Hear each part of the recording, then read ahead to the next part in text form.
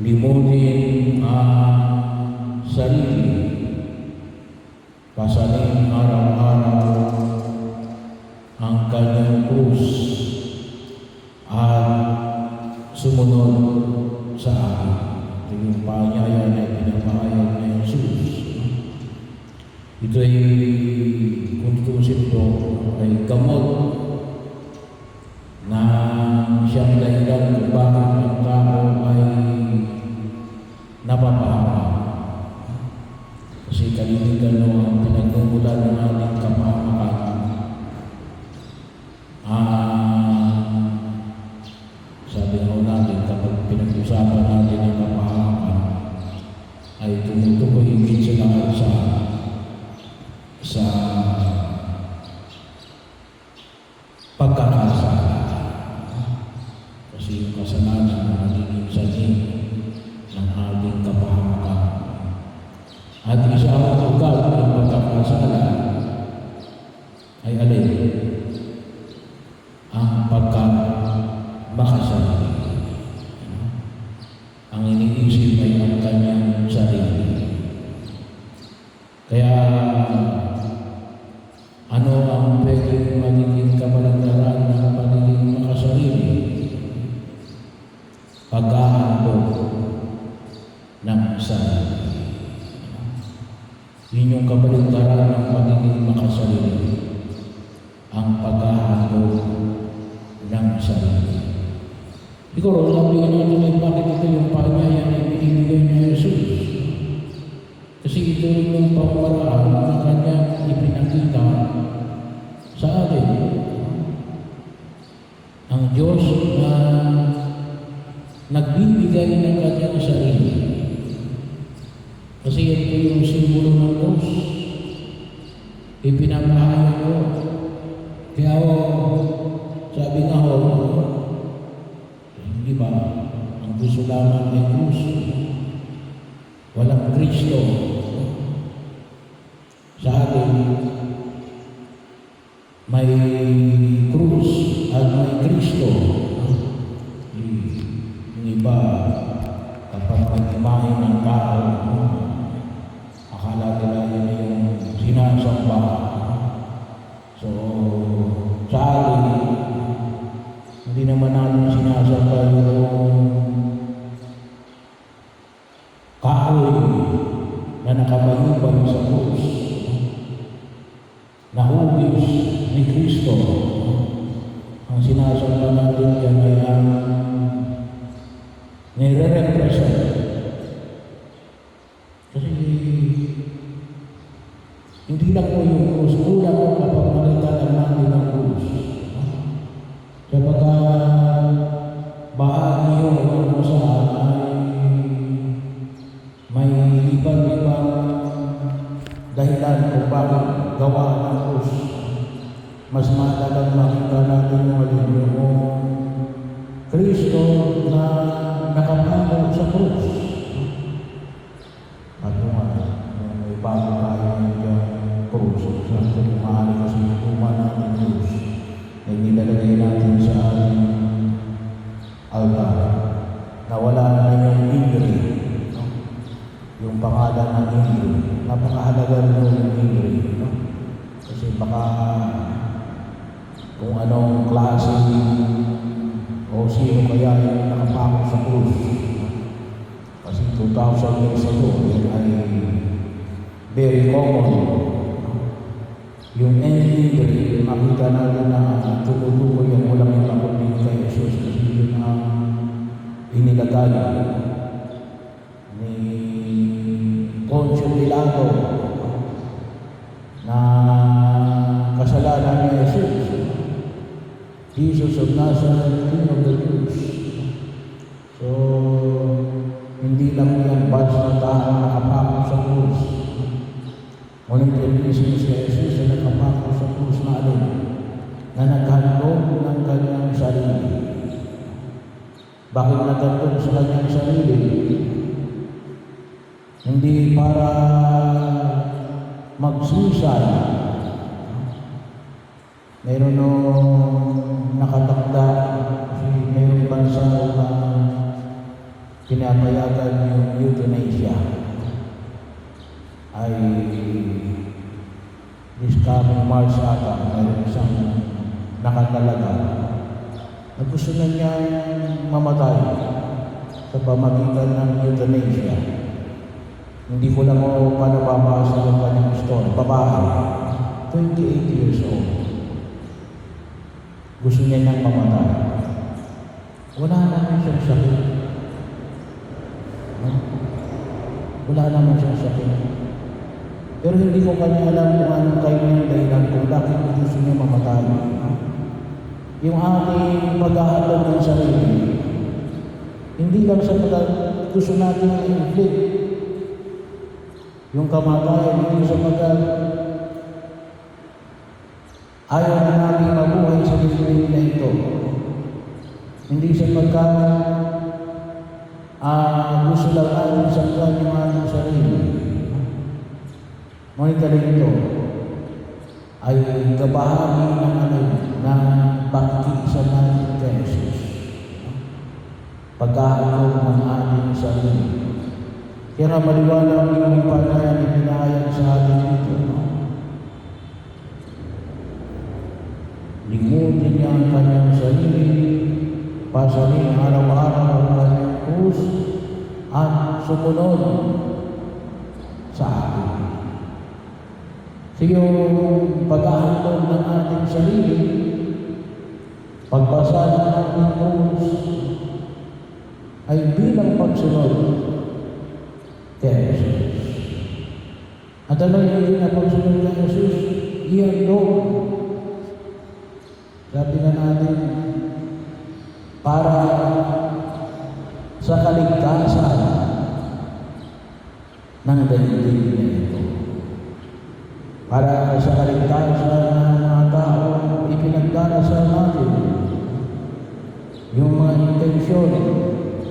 Anaalis natin ang bigyan ng diin.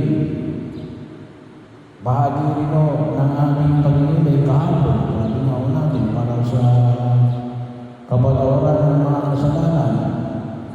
Para din yung ibang mga kapatid natin na naghihirap ay matulungan natin yung Pasko program. Tayo nagpapas, ikot tayo para iaalay natin para yung iba ay makakain. Bahagi yun, hindi lang po tayo nagpapakahirap sapagkat sabi naman natin, gusto lang natin ng hirap. Ito ay dapat tumantong sa maka-Diyos na pagkilos. Tumutulong sa anon sa paalayan ng ating Panginoon Jesucristo. Paano nyo? To make it sa prayer, una. Pinakailangan natin na yung ating pag-ahandog ng sarili ay isang panalangin. So, kaya mahalaga yung pag-o-offer natin, Panginoon, dapat hindi yung naghirap ako, hindi wala tayo dahilan kung bakit tayo naghirap. Ngunit, kung gagawin natin yung ating paghihirap, iaalay natin sa Diyos. Kahit ang pag-uugas ng pinggan, pwede natin iaalay sa Diyos. Pwede natin ibigyan niyo ng intensyon. Kung ano man yung pwede natin gawin intensyon. Bahagi yun na kung saan yung nakita po natin.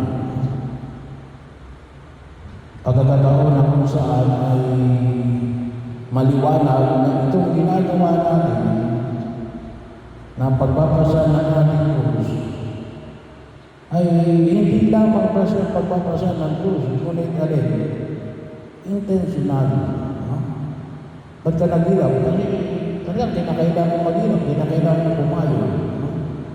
Pero kung yun ay nais natin i-alay sa pagkilos na Jesus, ang tawag natin ay intentional, kung yun ay intentional, may ialay natin yun sa ating intensyon. Kaya sa pag-iniwag ng isa, nagdiriwang ng misa para sa mga pinagdadasal natin. No? So ganon din, no? Ganon din po yun. Hindi lamang kung tawagin natin ay halimbawa ay yung nagawa na natin yung ating gawain, yung pag-uugas halimbawa ng pinggan. Tapos sabihin natin na yung pag-uugas ko ng pinggan kanina, inialay ko yun sa Diyos. No? Pwede siguro makalusot, kaya lang mas maganda yung inialay ko ito. Bago ko gawin para sa Diyos. Yun yung proper na makita natin. Kasi yung nagtawag natin yung afterthought, hindi mo ito afterthought. No?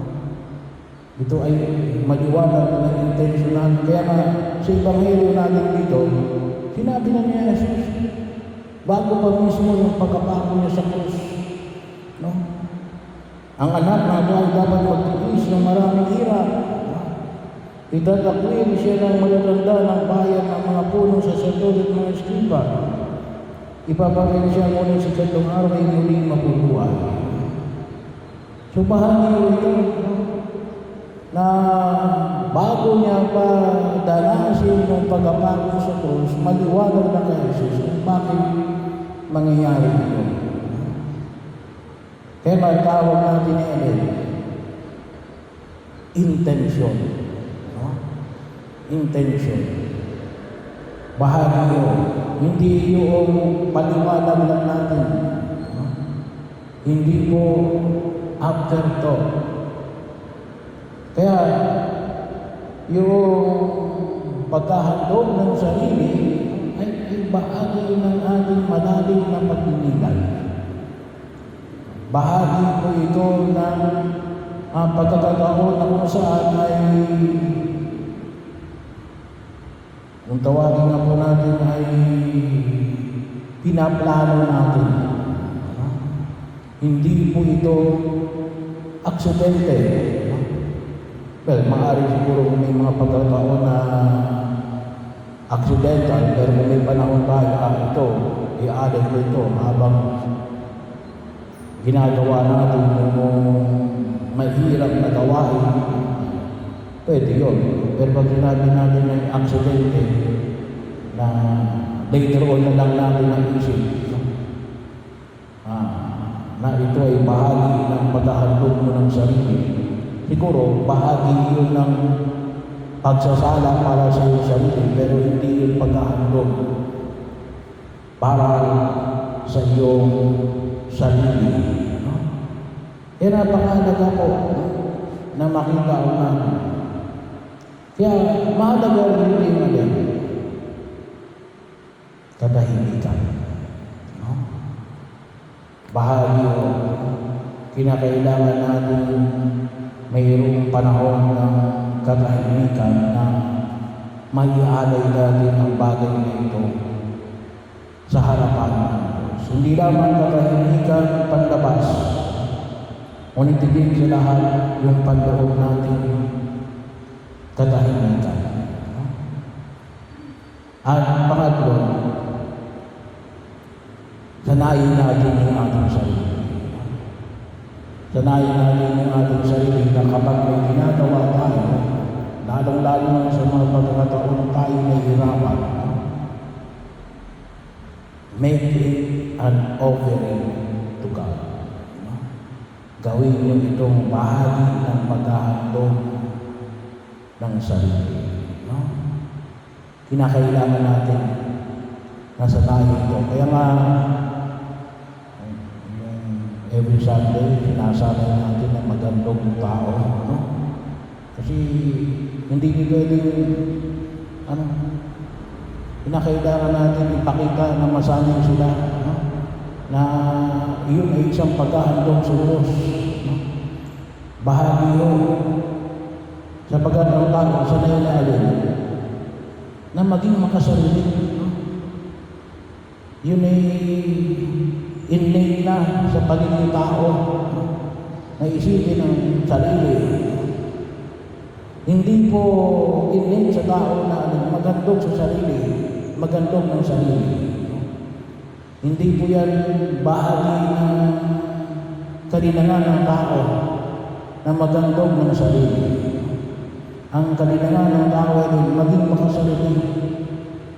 Kaya kinakailangan natin ituturo katulad ng pagtuturo ni Jesus kung paano maghandog ng sarili. Kaya bahagi po yun ng isang pagkilos na